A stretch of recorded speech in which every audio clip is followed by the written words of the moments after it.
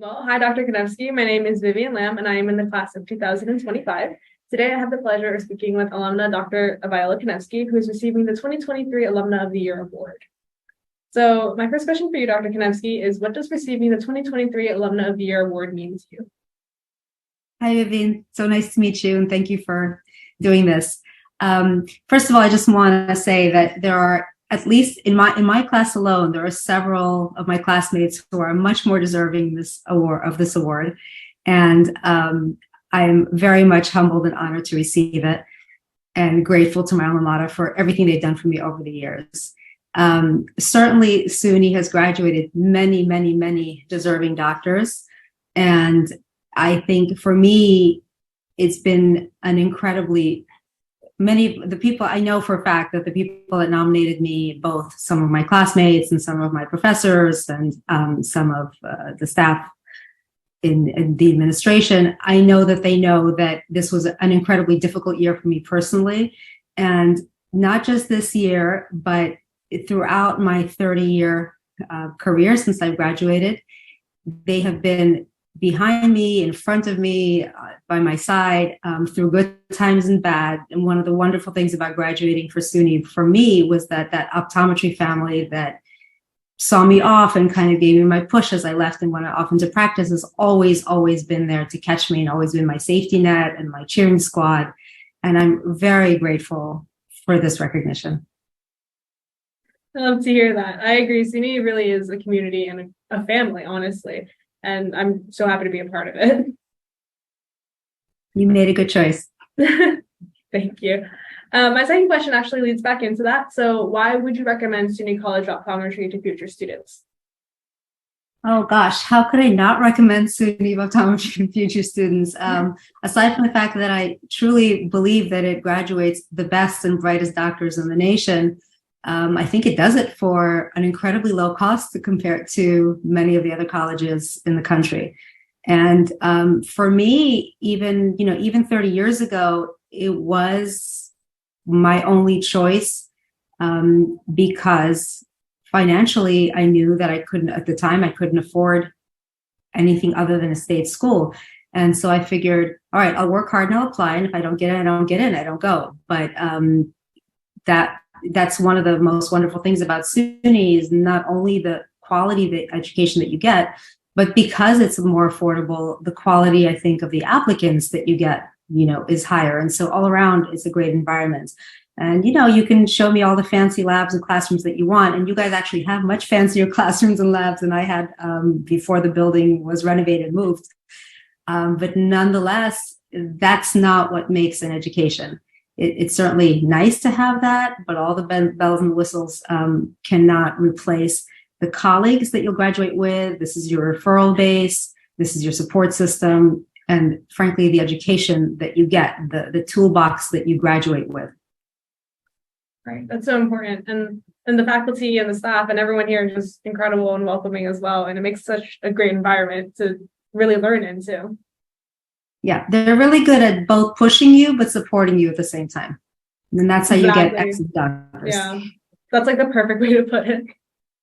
Okay, my next question is, since it is your reunion this year, what is your favorite memory about the class of 2023? Or sorry, the class of 1993. You're asking someone who's been out 30 years to actually remember anything? I can barely remember what my name is. Let's see. I have to say, I have so many wonderful memories. We had a wonderful class that was very tight knit. I do hope that those of you that decide to go, I know that you're allowed to go to virtual lectures now and not always have to attend, but even though we kind of fell asleep in the back of the classroom or wandered in and out, that experience of bonding in a classroom is very, very important. Let me pull up. One of my favorite memories is actually, I think after like one too many all-nighters, cramming for some exam in maybe second year, my three best friends and I, who are still my best friends, even though we're in different states at this point, we pulled an all-nighter and then went to a diner that used to be a block away from the school, just a really horrible, skeezy diner in Ford, and ordered burgers. And I think one of them was pouring ketchup onto a burger and out came a battery. And then a roach crawled across the wall and she stood up and smacked the table and said, I am not paying for this meal. And we were I just don't like, think that diner's around anymore, and I'm glad it's I'm sure it is still around, but I think you've moved the school to a better neighborhood. But I gotta say, we laughed a lot, and we went through a lot of really tough times together, but it made us stronger and better friends. And those remain my favorite.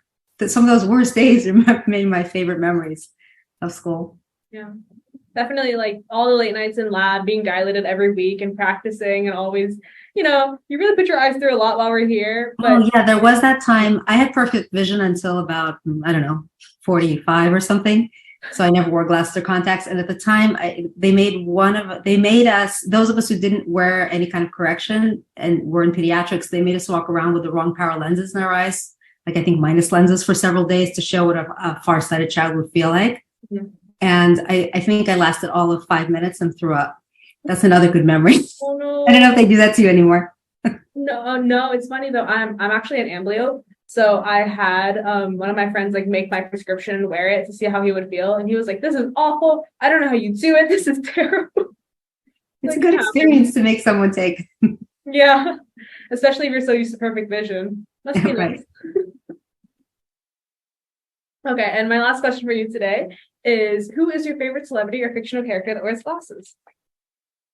So again, I that's a kind of a weird question, and because I never wore glasses, so I never really looked at people's glasses, and I still to this day don't really. I know I'm supposed to care about that, don't care all that much about it, and I specialize in pediatrics and custom contact lenses, so I kind of leave that to my optical staff. But if you had to push came to shove, I had to choose.